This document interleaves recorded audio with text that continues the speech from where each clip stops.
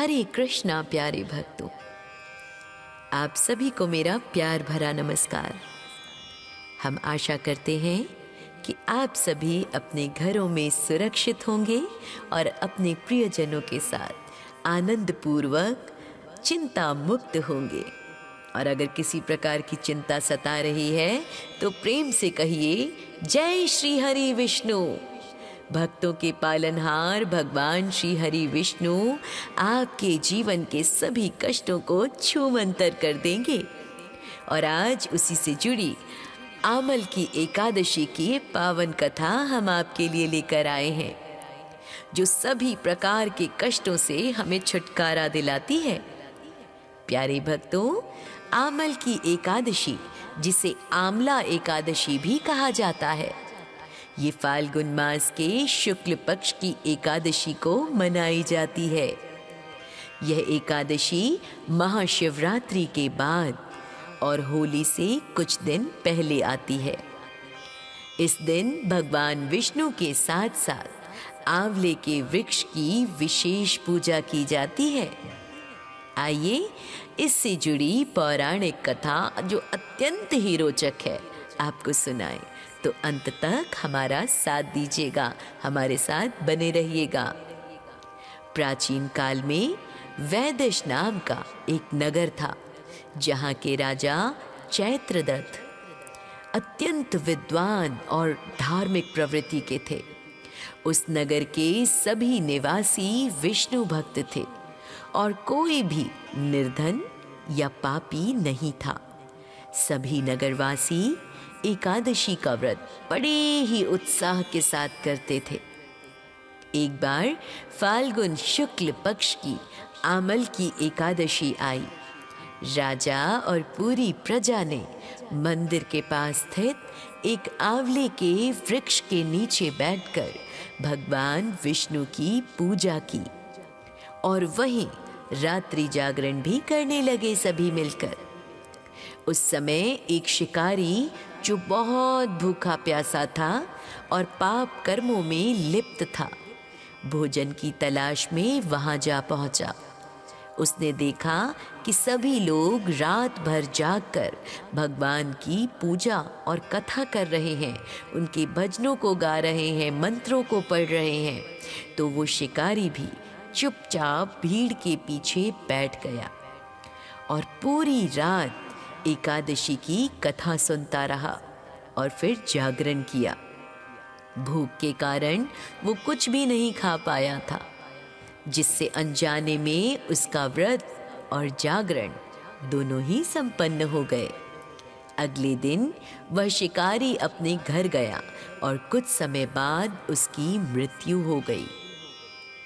भक्तों, अनजाने में किए गए आमल की एकादशी के व्रत के प्रभाव से उसका अगला जन्म एक राजा के घर में हुआ। उनका नाम राजा वथूरथ था। वह अत्यंत बलशाली, धार्मिक और प्रजाप्रिय राजा बना आगे चलकर। एक बार राजा वथूरथ शिकार खेलते समय जंगल में रास्ता भटक गए और एक पेड़ के नीचे जाकर सो गए, क्योंकि थक चुके थे। उसी समय कुछ डाकुओं ने उन्हें घेर लिया और उन पर हथियारों से हमला करने लगे। लेकिन आश्चर्य की बात ये थी भक्तों, कि डाकुओं के शस्त्र राजा को छूते ही फल में बदल जाते। तभी राजा के शरीर से एक दिव्य शक्ति देवी प्रकट हुई, जिसने सभी डाकुओं का वध कर डाला। और जब राजा की नींद खुली तो उन्होंने देखा कि सभी डाकू मरे पड़े हैं।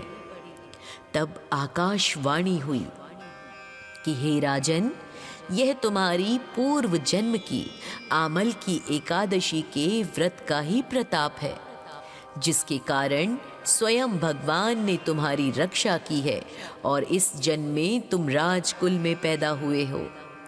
राजा को अपना पूर्व जन्म फिर याद आया और वे आजीवन इस व्रत को करना प्रारंभ कर दिए।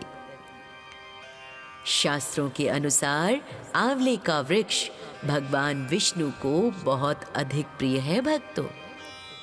माना जाता है कि सृष्टि की रचना के समय जब ब्रह्मा जी की आंखों से हर्ष के आंसू गिरे तो उन्हीं बूंदों से आंवले के वृक्ष की उत्पत्ति हुई। आंवले के वृक्ष के प्रत्येक भाग में देवताओं का वास माना जाता है भक्तों। आंवले के वृक्ष के जड़ में भगवान विष्णु, उसके तने में ब्रह्मा जी और शाखाओं में भगवान शिव का वास होता है। इस दिन आंवला खाने और उसका दान करने से स्वास्थ्य और लंबी आयु की प्राप्ति होती है। साधक और व्रत करने वाले व्रती दीर्घायु होते हैं। इस दिन मुख्य रूप से आंवले के वृक्ष के चारों ओर धागा लपेटकर उसकी परिक्रमा की जाती है। वृक्ष की जड़ में जल और दूध अर्पित करते हैं, शुद्ध घी का दीपक जलाते हैं और फिर भगवान विष्णु के परशुराम स्वरूप की पूजा करते हैं। और भगवान को आंवले का नैवेद्य अर्पित करना अत्यंत शुभ होता है। इस दिन आंवल की एकादशी के लाभ से व्यक्ति को सौंदर्य और स्वास्थ्य प्राप्त होता है। इस दिन आंवले के जल से स्नान करने से त्वचा का तेज बढ़ता है और वैसे भी कहा जाता है कि जो व्यक्ति प्रतिदिन एक आंवले का सेवन करता है उसकी आंतरिक त्वचा भी तेजमय हो उठती है।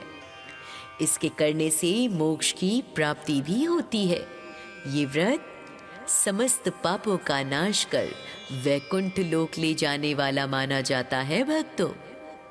इसके करने से घर में सुख, शांति और ऐश्वर्य का सदा के लिए वास हो जाता है। तो प्यारे भक्तों, आंवल की एकादशी की महिमा केवल राजा और शिकारी की कथा तक ही सीमित नहीं है, बल्कि इससे जुड़े अन्य शिक्षाप्रद कथाएं भी मिलती हैं जो आंवले के वृक्ष की दिव्यता को दर्शाती हैं। आइए आनंद लीजिए इन रोचक कथाओं का, जो साथ में शिक्षा भी देती हैं।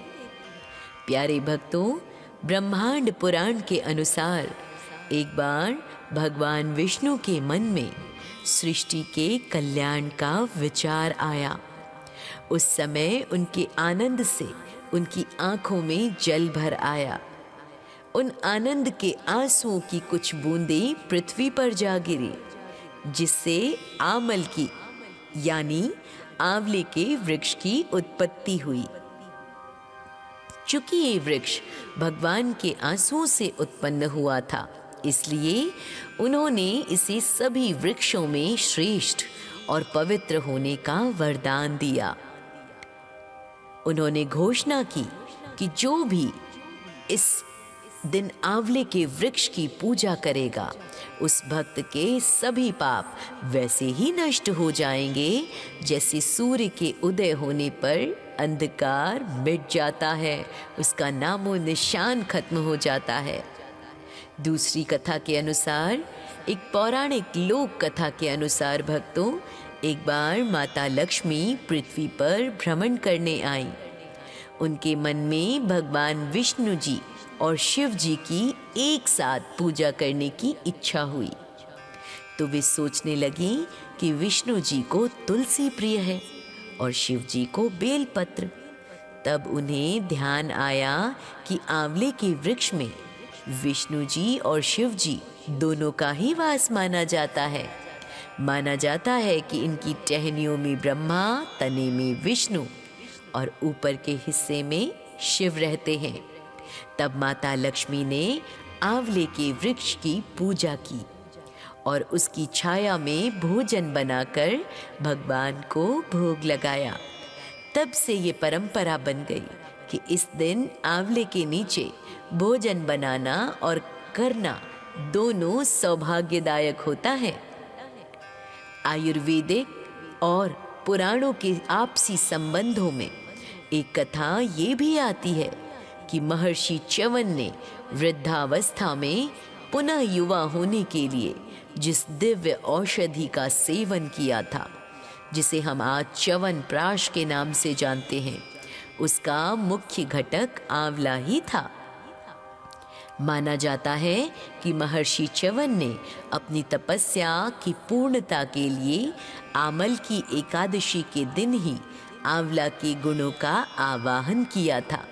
इसलिए ये एकादशी केवल आध्यात्मिक महत्व नहीं, बल्कि आरोग्य यानी हेल्थ प्राप्ति के लिए भी तिथि बन गई। प्यारे भक्तों, आमल की एकादशी से जुड़ी अन्य विशेष मान्यताएं हैं। परशुराम जयंती से इसका संबंध। कई क्षेत्रों में इस दिन भगवान विष्णु के परशुराम अवतार की विशेष पूजा की जाती है और माना जाता है कि भगवान परशुराम जी ने भी इस वृक्ष की छाया में बैठकर ही तपस्या की थी। ये व्रत सौभाग्य का प्रतीक है भक्तों। सुहागिन महिलाएं इस दिन अपनी संतान और अपने पति की लंबी आयु के लिए आंवले के वृक्ष पर 7 बार सूत का धागा लपेटती हैं। तत्पश्चात उसी वृक्ष के नीचे भोजन पकाती हैं और भगवान को भोग लगाकर फिर सब परिवार ग्रहण करता है। इसी के साथ होली का आगमन भी होता है। उत्तर भारत में माना जाता है कि आंवला एकादशी से ही होली के उत्सव की शुरुआत हो जाती है। इस दिन से लोग एक दूसरे को अबीर गुलाल लगाना शुरू कर देते हैं। प्यारे भक्तों, पानी में आंवला का रस या चूर्ण डालकर स्नान करने से हमारी नकारात्मक ऊर्जा दूर होती है। इस दिन निर्धनों को आंवले का मुरब्बा या फल का दान करना बहुत शुभ माना गया है। यदि संभव हो सके तो इस दिन आंवले का पौधा लगाना आने वाली पीढ़ियों के लिए अत्यंत पुण्यकारी माना जाता है। तो अंत तक हमारा साथ दीजिएगा, हमारे साथ बने रहिएगा। प्राचीन काल में वैदेश नाम का एक नगर था, जहाँ के राजा चैत्रदत्त अत्यंत विद्वान और धार्मिक प्रवृत्ति के थे। उस नगर के सभी निवासी विष्णु भक्त थे और कोई भी निर्धन या पापी नहीं था। सभी नगरवासी एकादशी का व्रत बड़े ही उत्साह के साथ करते थे। एक बार फाल्गुन शुक्ल पक्ष की आमल की एकादशी आई। राजा और पूरी प्रजा ने मंदिर के पास स्थित एक आंवले के वृक्ष के नीचे बैठकर भगवान विष्णु की पूजा की और वहीं रात्रि जागरण भी करने लगे सभी मिलकर। उस समय एक शिकारी जो बहुत भूखा प्यासा था और पाप कर्मों में लिप्त था, भोजन की तलाश में वहां जा पहुंचा। उसने देखा कि सभी लोग रात भर जागकर भगवान की पूजा और कथा कर रहे हैं, उनके भजनों को गा रहे हैं, मंत्रों को पढ़ रहे हैं। तो वो शिकारी भी चुपचाप भीड़ के पीछे बैठ गया और पूरी रात एकादशी की कथा सुनता रहा और फिर जागरण किया। भूख के कारण वो कुछ भी नहीं खा पाया था, जिससे अनजाने में उसका व्रत और जागरण दोनों ही संपन्न हो गए। अगले दिन वह शिकारी अपने घर गया और कुछ समय बाद उसकी मृत्यु हो गई। भक्तों, अनजाने में किए गए आमल की एकादशी के व्रत के प्रभाव से उसका अगला जन्म एक राजा के घर में हुआ। उनका नाम राजा वथूरथ था। वह अत्यंत बलशाली, धार्मिक और प्रजाप्रिय राजा बना आगे चलकर। एक बार राजा वथूरथ शिकार खेलते समय जंगल में रास्ता भटक गए और एक पेड़ के नीचे जाकर सो गए, क्योंकि थक चुके थे। उसी समय कुछ डाकुओं ने उन्हें घेर लिया और उन पर हथियारों से हमला करने लगे। लेकिन आश्चर्य की बात ये थी भक्तों कि डाकुओं के शस्त्र राजा को छूते ही फल में बदल जाते। तभी राजा के शरीर से एक दिव्य शक्ति देवी प्रकट हुई, जिसने सभी डाकुओं का वध कर डाला। और जब राजा की नींद खुली तो उन्होंने देखा कि सभी डाकू मरे पड़े हैं। तब आकाशवाणी हुई कि हे राजन, यह तुम्हारी पूर्व जन्म की आमल की एकादशी के व्रत का ही प्रताप है, जिसके कारण स्वयं भगवान ने तुम्हारी रक्षा की है और इस जन्म में तुम राजकुल में पैदा हुए हो। राजा को अपना पूर्व जन्म फिर याद आया और वे आजीवन इस व्रत को करना प्रारंभ कर दिए। शास्त्रों के अनुसार आंवले का वृक्ष भगवान विष्णु को बहुत अधिक प्रिय है भक्तों। माना जाता है कि सृष्टि की रचना के समय जब ब्रह्मा जी की आंखों से हर्ष के आंसू गिरे तो उन्हीं बूंदों से आंवले के वृक्ष की उत्पत्ति हुई। आंवले के वृक्ष के प्रत्येक भाग में देवताओं का वास माना जाता है भक्तों। आंवले के वृक्ष के जड़ में भगवान विष्णु, उसके तने में ब्रह्मा जी और शाखाओं में भगवान शिव का वास होता है। इस दिन आंवला खाने और उसका दान करने से स्वास्थ्य और लंबी आयु की प्राप्ति होती है।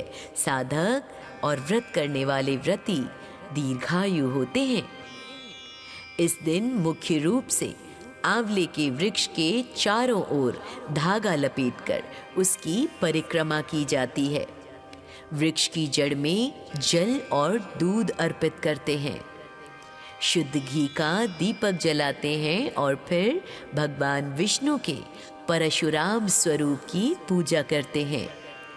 और भगवान को आंवले का नैवेद्य अर्पित करना अत्यंत शुभ होता है। इस दिन आंवल की एकादशी के लाभ से व्यक्ति को सौंदर्य और स्वास्थ्य प्राप्त होता है।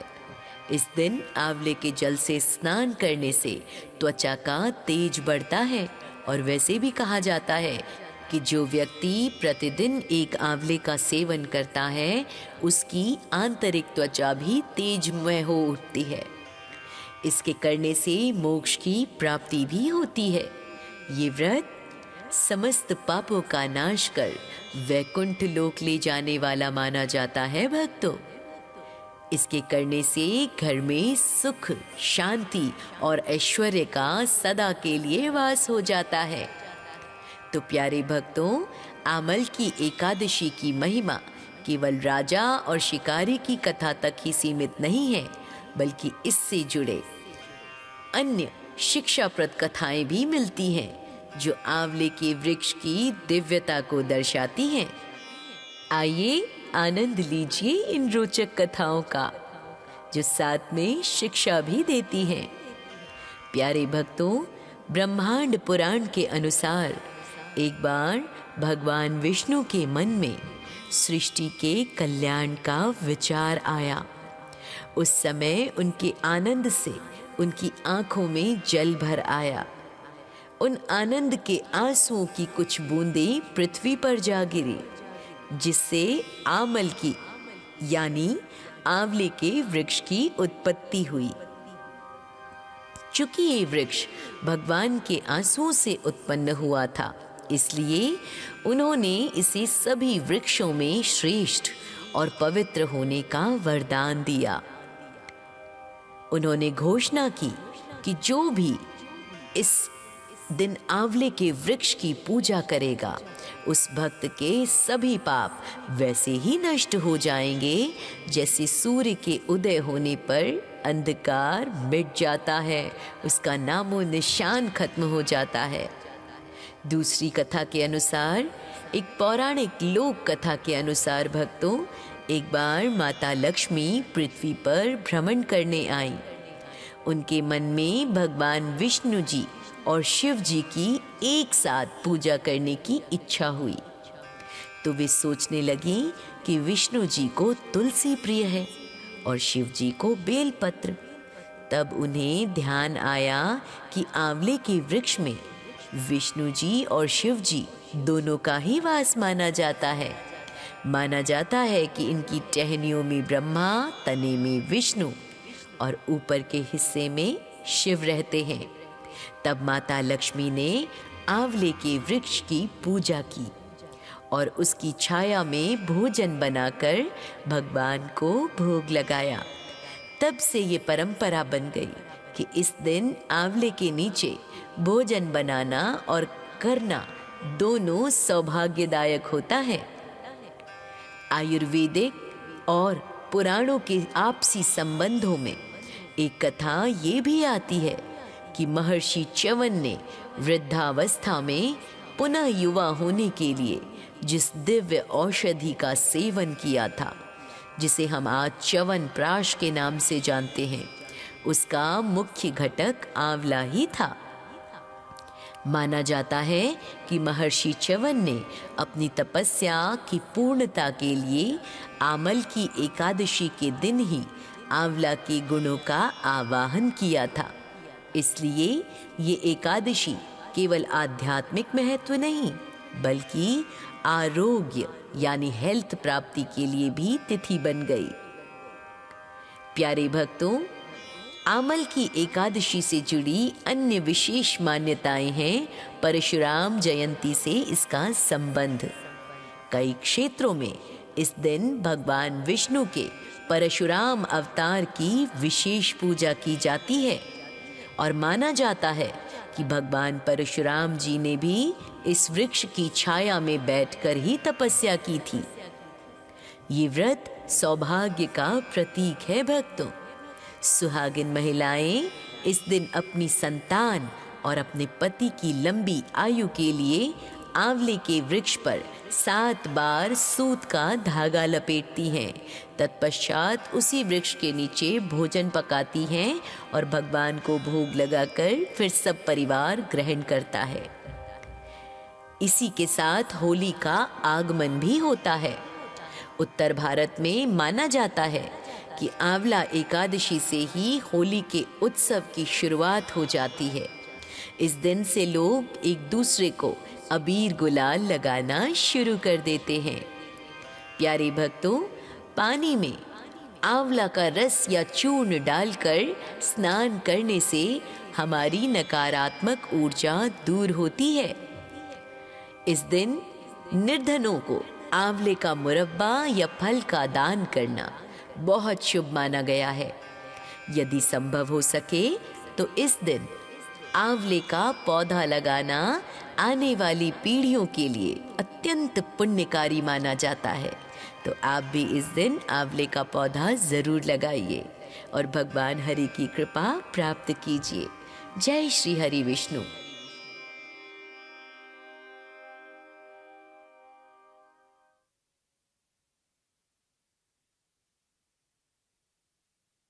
तो अंत तक हमारा साथ दीजिएगा, हमारे साथ बने रहिएगा।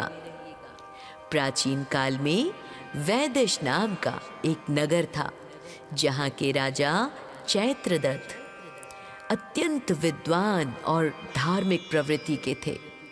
उस नगर के सभी निवासी विष्णु भक्त थे और कोई भी निर्धन या पापी नहीं था।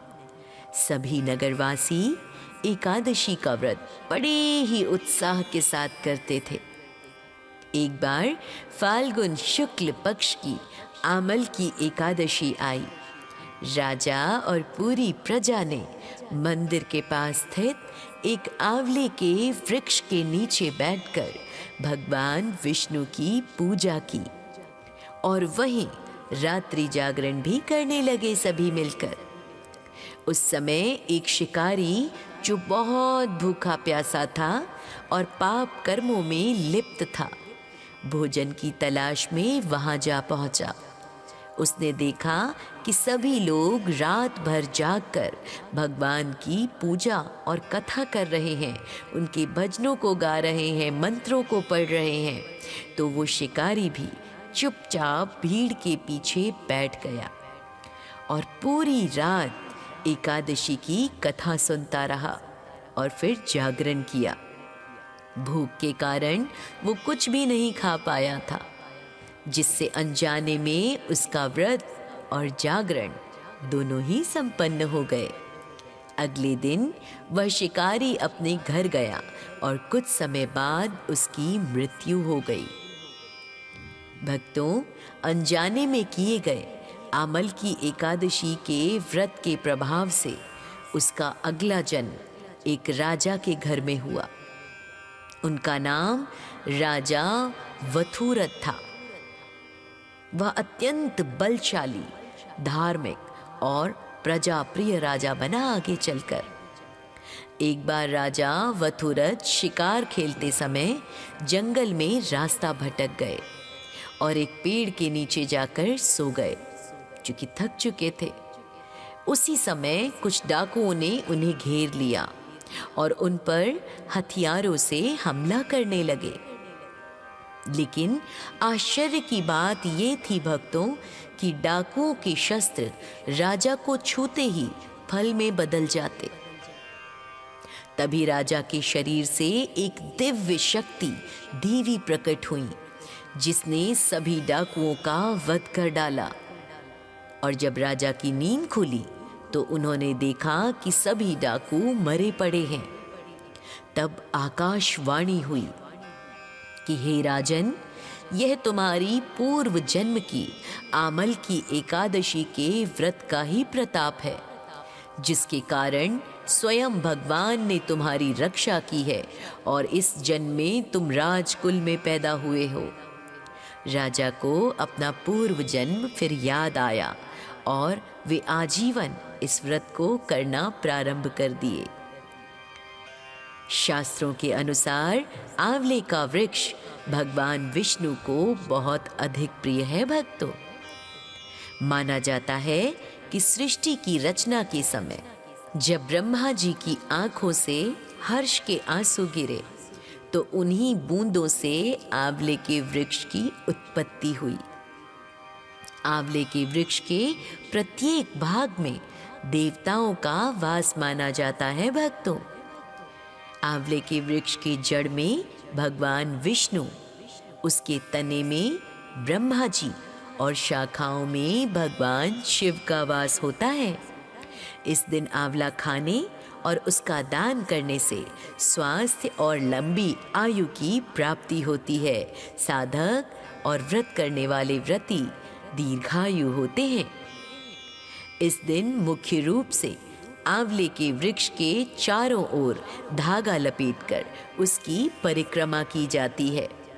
वृक्ष की जड़ में जल और दूध अर्पित करते हैं, शुद्ध घी का दीपक जलाते हैं और फिर भगवान विष्णु के परशुराम स्वरूप की पूजा करते हैं। और भगवान को आंवले का नैवेद्य अर्पित करना अत्यंत शुभ होता है। इस दिन आमल की एकादशी के लाभ से व्यक्ति को सौंदर्य और स्वास्थ्य प्राप्त होता है।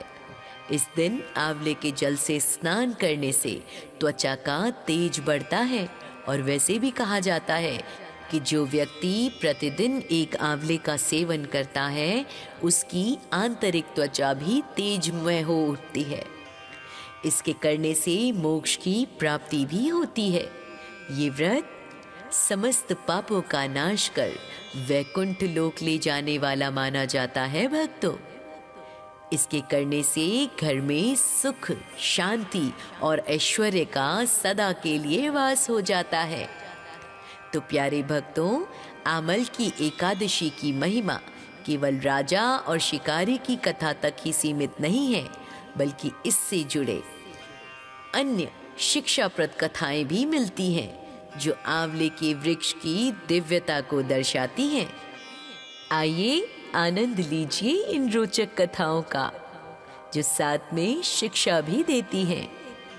प्यारे भक्तों, ब्रह्मांड पुराण के अनुसार एक बार भगवान विष्णु के मन में सृष्टि के कल्याण का विचार आया। उस समय उनके आनंद से उनकी आंखों में जल भर आया। उन आनंद के आंसुओं की कुछ बूंदें पृथ्वी पर जा गिरी, जिससे आमल की यानी आंवले के वृक्ष की उत्पत्ति हुई। चूंकि ये वृक्ष भगवान के आंसुओं से उत्पन्न हुआ था, इसलिए उन्होंने इसे सभी वृक्षों में श्रेष्ठ और पवित्र होने का वरदान दिया। उन्होंने घोषणा की कि जो भी इस दिन आंवले के वृक्ष की पूजा करेगा, उस भक्त के सभी पाप वैसे ही नष्ट हो जाएंगे जैसे सूर्य के उदय होने पर अंधकार मिट जाता है, उसका नामो निशान खत्म हो जाता है। दूसरी कथा के अनुसार, एक पौराणिक लोक कथा के अनुसार भक्तों, एक बार माता लक्ष्मी पृथ्वी पर भ्रमण करने आई। उनके मन में भगवान विष्णु जी और शिव जी की एक साथ पूजा करने की इच्छा हुई। तो वे सोचने लगी कि विष्णु जी को तुलसी प्रिय है और शिव जी को बेलपत्र। तब उन्हें ध्यान आया कि आंवले के वृक्ष में विष्णु जी और शिव जी दोनों का ही वास माना जाता है। माना जाता है कि इनकी टहनियों में ब्रह्मा, तने में विष्णु और ऊपर के हिस्से में शिव रहते हैं। तब माता लक्ष्मी ने आंवले के वृक्ष की पूजा की और उसकी छाया में भोजन बनाकर भगवान को भोग लगाया। तब से ये परंपरा बन गई कि इस दिन आंवले के नीचे भोजन बनाना और करना दोनों सौभाग्यदायक होता है। आयुर्वेदिक और पुराणों के आपसी संबंधों में एक कथा ये भी आती है कि महर्षि च्यवन ने वृद्धावस्था में पुनः युवा होने के लिए जिस दिव्य औषधि का सेवन किया था, जिसे हम आज च्यवन प्राश के नाम से जानते हैं, उसका मुख्य घटक आंवला ही था। माना जाता है कि महर्षि च्यवन ने अपनी तपस्या की पूर्णता के लिए आमल की एकादशी के दिन ही आंवला के गुणों का आवाहन किया था। इसलिए ये एकादशी केवल आध्यात्मिक महत्व नहीं, बल्कि आरोग्य यानी हेल्थ प्राप्ति के लिए भी तिथि बन गई। प्यारे भक्तों, आमल की एकादशी से जुड़ी अन्य विशेष मान्यताएं हैं। परशुराम जयंती से इसका संबंध। कई क्षेत्रों में इस दिन भगवान विष्णु के परशुराम अवतार की विशेष पूजा की जाती है और माना जाता है कि भगवान परशुराम जी ने भी इस वृक्ष की छाया में बैठकर ही तपस्या की थी। ये व्रत सौभाग्य का प्रतीक है भक्तों। सुहागिन महिलाएं इस दिन अपनी संतान और अपने पति की लंबी आयु के लिए आंवले के वृक्ष पर 7 बार सूत का धागा लपेटती हैं। तत्पश्चात उसी वृक्ष के नीचे भोजन पकाती हैं और भगवान को भोग लगाकर फिर सब परिवार ग्रहण करता है। इसी के साथ होली का आगमन भी होता है। उत्तर भारत में माना जाता है कि आंवला एकादशी से ही होली के उत्सव की शुरुआत हो जाती है।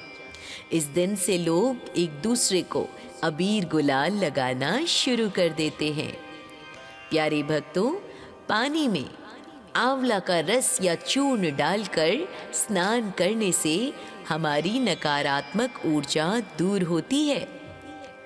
इस दिन निर्धनों को आंवले का मुरब्बा या फल का दान करना बहुत शुभ माना गया है। यदि संभव हो सके तो इस दिन आंवले का पौधा लगाना आने वाली पीढ़ियों के लिए अत्यंत पुण्यकारी माना जाता है। तो आप भी इस दिन आंवले का पौधा जरूर लगाइए और भगवान हरि की कृपा प्राप्त कीजिए। जय श्री हरि विष्णु।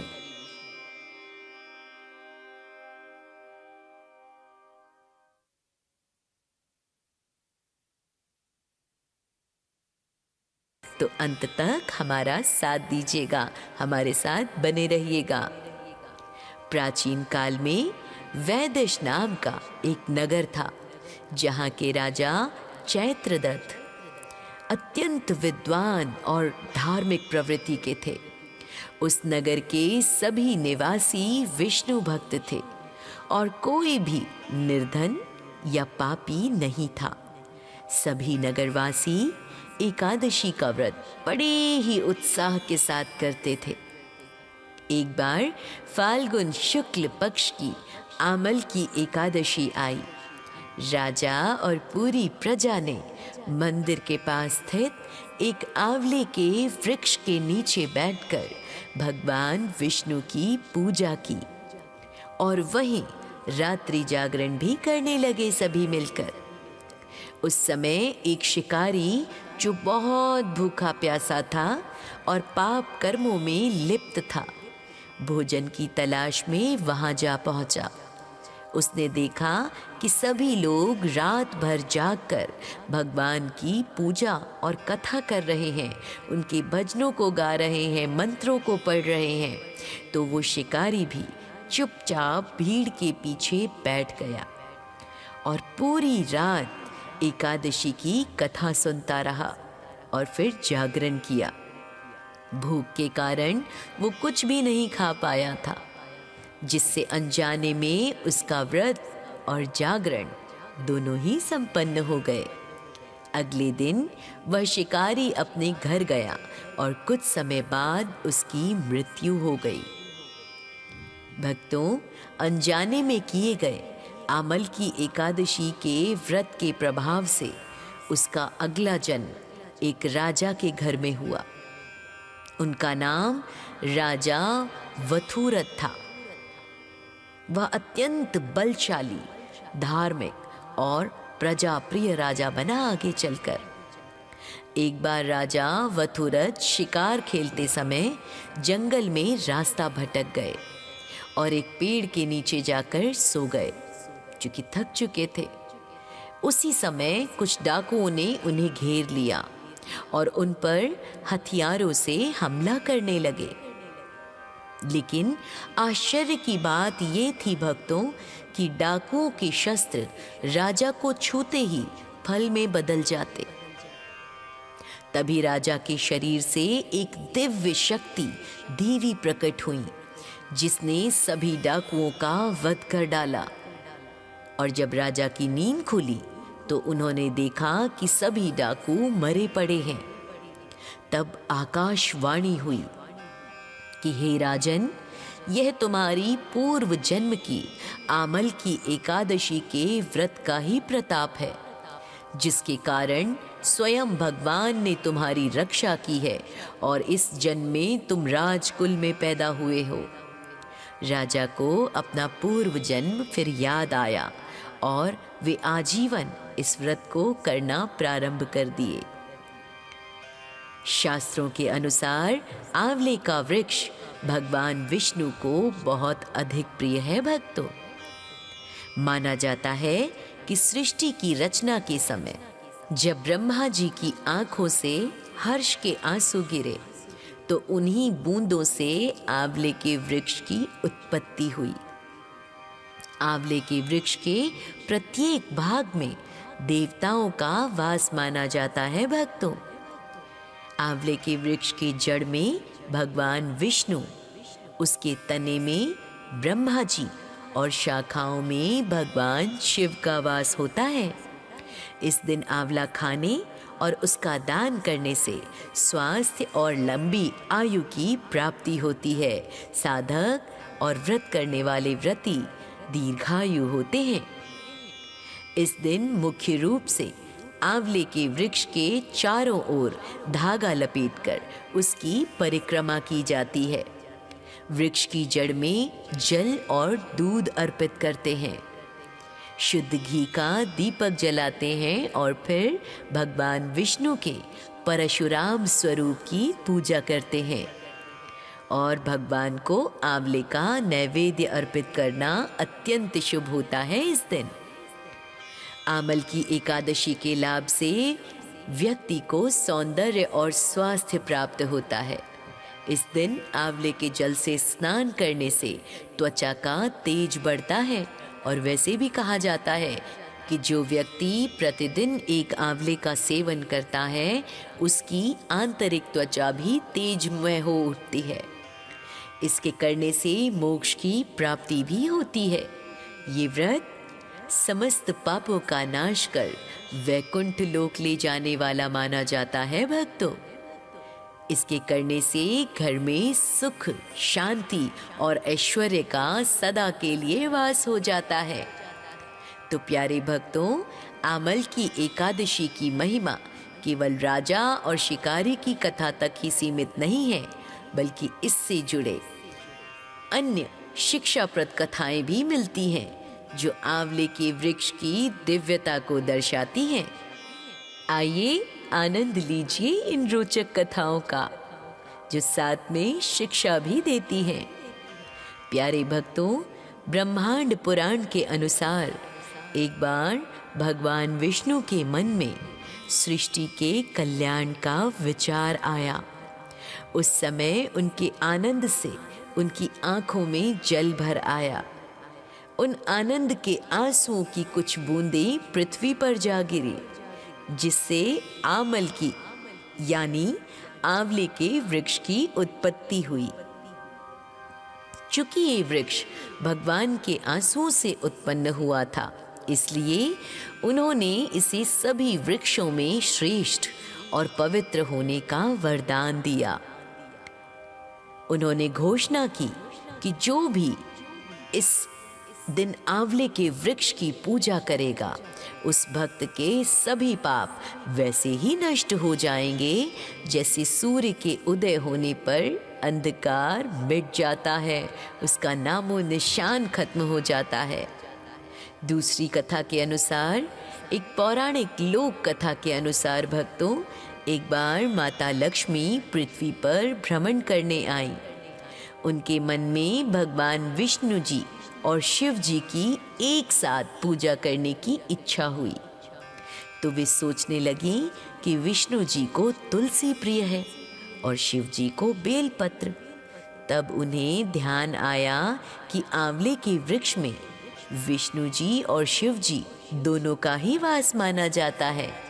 माना जाता है कि इनकी टहनियों में ब्रह्मा, तने में विष्णु और ऊपर के हिस्से में शिव रहते हैं। तब माता लक्ष्मी ने आंवले के वृक्ष की पूजा की और उसकी छाया में भोजन बनाकर भगवान को भोग लगाया। तब से ये परंपरा बन गई कि इस दिन आंवले के नीचे भोजन बनाना और करना दोनों सौभाग्यदायक होता है। आयुर्वेदिक और पुराणों के आपसी संबंधों में एक कथा ये भी आती है कि महर्षि च्यवन ने वृद्धावस्था में पुनः युवा होने के लिए जिस दिव्य औषधि का सेवन किया था, जिसे हम आज च्यवन प्राश के नाम से जानते हैं, उसका मुख्य घटक आंवला ही था। माना जाता है कि महर्षि च्यवन ने अपनी तपस्या की पूर्णता के लिए आमल की एकादशी के दिन ही आंवला के गुणों का आवाहन किया था। इसलिए ये एकादशी केवल आध्यात्मिक महत्व नहीं, बल्कि आरोग्य यानी हेल्थ प्राप्ति के लिए भी तिथि बन गई। प्यारे भक्तों, आमल की एकादशी से जुड़ी अन्य विशेष मान्यताएं हैं।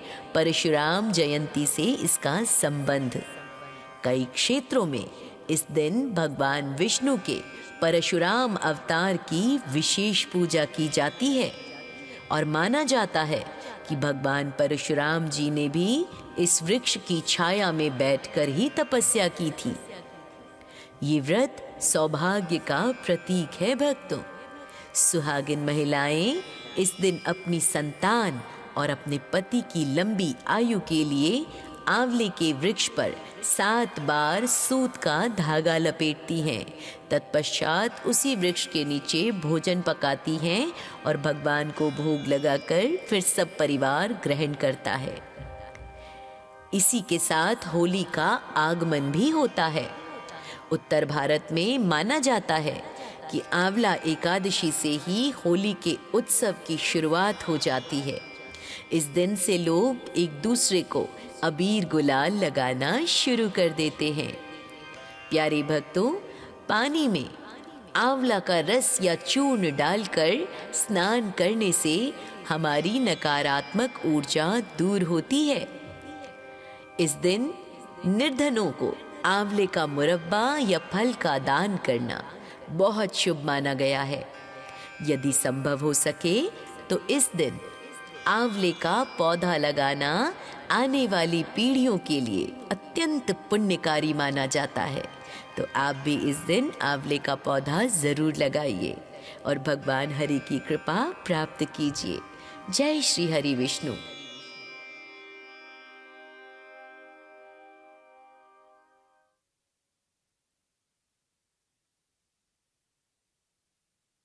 तो अंत तक हमारा साथ दीजिएगा, हमारे साथ बने रहिएगा। प्राचीन काल में वैदेश नाम का एक नगर था, जहाँ के राजा चैत्रदत्त अत्यंत विद्वान और धार्मिक प्रवृत्ति के थे। उस नगर के सभी निवासी विष्णु भक्त थे और कोई भी निर्धन या पापी नहीं था। सभी नगरवासी एकादशी का व्रत बड़े ही उत्साह के साथ करते थे। एक बार फाल्गुन शुक्ल पक्ष की आमल की एकादशी आई। राजा और पूरी प्रजा ने मंदिर के पास स्थित एक आंवले के वृक्ष के नीचे बैठकर भगवान विष्णु की पूजा की और वहीं रात्रि जागरण भी करने लगे सभी मिलकर। उस समय एक शिकारी जो बहुत भूखा प्यासा था और पाप कर्मों में लिप्त था, भोजन की तलाश में वहां जा पहुंचा। उसने देखा कि सभी लोग रात भर जागकर भगवान की पूजा और कथा कर रहे हैं, उनके भजनों को गा रहे हैं, मंत्रों को पढ़ रहे हैं। तो वो शिकारी भी चुपचाप भीड़ के पीछे बैठ गया और पूरी रात एकादशी की कथा सुनता रहा और फिर जागरण किया। भूख के कारण वो कुछ भी नहीं खा पाया था, जिससे अनजाने में उसका व्रत और जागरण दोनों ही संपन्न हो गए। अगले दिन वह शिकारी अपने घर गया और कुछ समय बाद उसकी मृत्यु हो गई। भक्तों, अनजाने में किए गए आमल की एकादशी के व्रत के प्रभाव से उसका अगला जन्म एक राजा के घर में हुआ। उनका नाम राजा वथूरत था। वह अत्यंत बलशाली, धार्मिक और प्रजाप्रिय राजा बना आगे चलकर। एक बार राजा वथूरत शिकार खेलते समय जंगल में रास्ता भटक गए और एक पेड़ के नीचे जाकर सो गए, क्योंकि थक चुके थे। उसी समय कुछ डाकुओं ने उन्हें घेर लिया और उन पर हथियारों से हमला करने लगे। लेकिन आश्चर्य की बात ये थी भक्तों कि डाकुओं के शस्त्र राजा को छूते ही फल में बदल जाते। तभी राजा के शरीर से एक दिव्य शक्ति देवी प्रकट हुई, जिसने सभी डाकुओं का वध कर डाला। और जब राजा की नींद खुली तो उन्होंने देखा कि सभी डाकू मरे पड़े हैं। तब आकाशवाणी हुई कि हे राजन, यह तुम्हारी पूर्व जन्म की आमल की एकादशी के व्रत का ही प्रताप है, जिसके कारण स्वयं भगवान ने तुम्हारी रक्षा की है और इस जन्म में तुम राजकुल में पैदा हुए हो। राजा को अपना पूर्व जन्म फिर याद आया और वे आजीवन इस व्रत को करना प्रारंभ कर दिए। शास्त्रों के अनुसार आंवले का वृक्ष भगवान विष्णु को बहुत अधिक प्रिय है। भक्तों, माना जाता है कि सृष्टि की रचना के समय जब ब्रह्मा जी की आंखों से हर्ष के आंसू गिरे तो उन्हीं बूंदों से आंवले के वृक्ष की उत्पत्ति हुई। आंवले के वृक्ष के प्रत्येक भाग में देवताओं का वास माना जाता है। भक्तों, आंवले के वृक्ष के जड़ में भगवान विष्णु, उसके तने में ब्रह्मा जी और शाखाओं में भगवान शिव का वास होता है। इस दिन आंवला खाने और उसका दान करने से स्वास्थ्य और लंबी आयु की प्राप्ति होती है। साधक और व्रत करने वाले व्रती दीर्घायु होते हैं। इस दिन मुख्य रूप से आंवले के वृक्ष के चारों ओर धागा लपेटकर उसकी परिक्रमा की जाती है। वृक्ष की जड़ में जल और दूध अर्पित करते हैं। शुद्ध घी का दीपक जलाते हैं और फिर भगवान विष्णु के परशुराम स्वरूप की पूजा करते हैं। और भगवान को आंवले का नैवेद्य अर्पित करना अत्यंत शुभ होता है इस दिन। आमल की एकादशी के लाभ से व्यक्ति को सौंदर्य और स्वास्थ्य प्राप्त होता है। इस दिन आंवले के जल से स्नान करने से त्वचा का तेज बढ़ता है और वैसे भी कहा जाता है कि जो व्यक्ति प्रतिदिन एक आंवले का सेवन करता है उसकी आंतरिक त्वचा भी तेजमय हो उठती है। इसके करने से मोक्ष की प्राप्ति भी होती है। ये व्रत समस्त पापों का नाश कर वैकुंठ लोक ले जाने वाला माना जाता है भक्तों।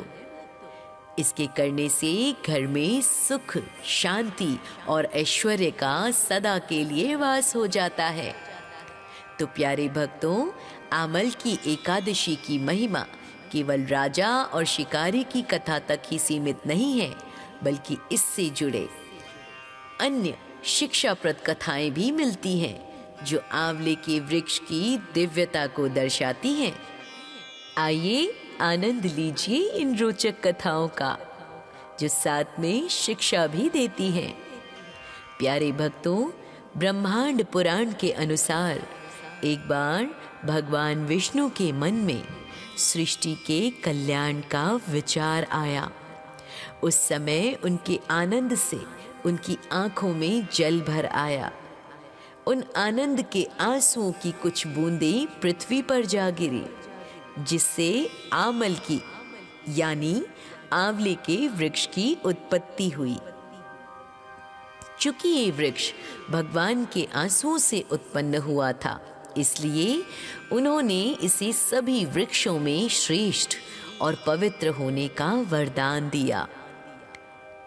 उन्होंने घोषणा की कि जो भी इस दिन आंवले के वृक्ष की पूजा करेगा, उस भक्त के सभी पाप वैसे ही नष्ट हो जाएंगे जैसे सूर्य के उदय होने पर अंधकार मिट जाता है, उसका नामो निशान खत्म हो जाता है। दूसरी कथा के अनुसार, एक पौराणिक लोक कथा के अनुसार भक्तों, एक बार माता लक्ष्मी पृथ्वी पर भ्रमण करने आई। उनके मन में भगवान विष्णु जी और शिव जी की एक साथ पूजा करने की इच्छा हुई। तो वे सोचने लगी कि विष्णु जी को तुलसी प्रिय है और शिव जी को बेलपत्र। तब उन्हें ध्यान आया कि आंवले के वृक्ष में विष्णु जी और शिव जी दोनों का ही वास माना जाता है। माना जाता है कि इनकी टहनियों में ब्रह्मा, तने में विष्णु और ऊपर के हिस्से में शिव रहते हैं। तब माता लक्ष्मी ने आंवले के वृक्ष की पूजा की और उसकी छाया में भोजन बनाकर भगवान को भोग लगाया।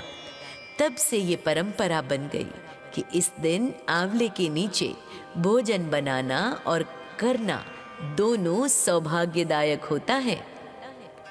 आयुर्वेदिक और पुराणों के आपसी संबंधों में एक कथा ये भी आती है कि महर्षि च्यवन ने वृद्धावस्था में पुनः युवा होने के लिए जिस दिव्य औषधि का सेवन किया था, जिसे हम आज च्यवन प्राश के नाम से जानते हैं, उसका मुख्य घटक आंवला ही था।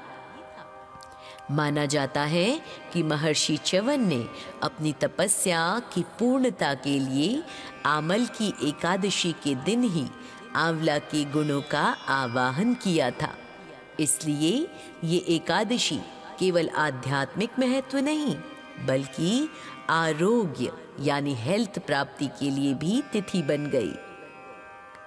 प्यारे भक्तों, आमल की एकादशी से जुड़ी अन्य विशेष मान्यताएं हैं।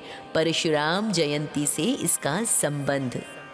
कई क्षेत्रों में इस दिन भगवान विष्णु के परशुराम अवतार की विशेष पूजा की जाती है और माना जाता है कि भगवान परशुराम जी ने भी इस वृक्ष की छाया में बैठकर ही तपस्या की थी। ये व्रत सौभाग्य का प्रतीक है भक्तों। सुहागिन महिलाएं इस दिन अपनी संतान और अपने पति की लंबी आयु के लिए आंवले के वृक्ष पर 7 बार सूत का धागा लपेटती हैं। तत्पश्चात उसी वृक्ष के नीचे भोजन पकाती हैं और भगवान को भोग लगाकर फिर सब परिवार ग्रहण करता है। इसी के साथ होली का आगमन भी होता है। उत्तर भारत में माना जाता है कि आंवला एकादशी से ही होली के उत्सव की शुरुआत हो जाती है। इस दिन से लोग एक दूसरे को अबीर गुलाल लगाना शुरू कर देते हैं। प्यारे भक्तों, पानी में आंवला का रस या चूर्ण डालकर स्नान करने से हमारी नकारात्मक ऊर्जा दूर होती है। इस दिन निर्धनों को आंवले का मुरब्बा या फल का दान करना बहुत शुभ माना गया है। यदि संभव हो सके तो इस दिन आंवले का पौधा लगाना आने वाली पीढ़ियों के लिए अत्यंत पुण्यकारी माना जाता है। तो आप भी इस दिन आंवले का पौधा जरूर लगाइए और भगवान हरि की कृपा प्राप्त कीजिए। जय श्री हरि विष्णु।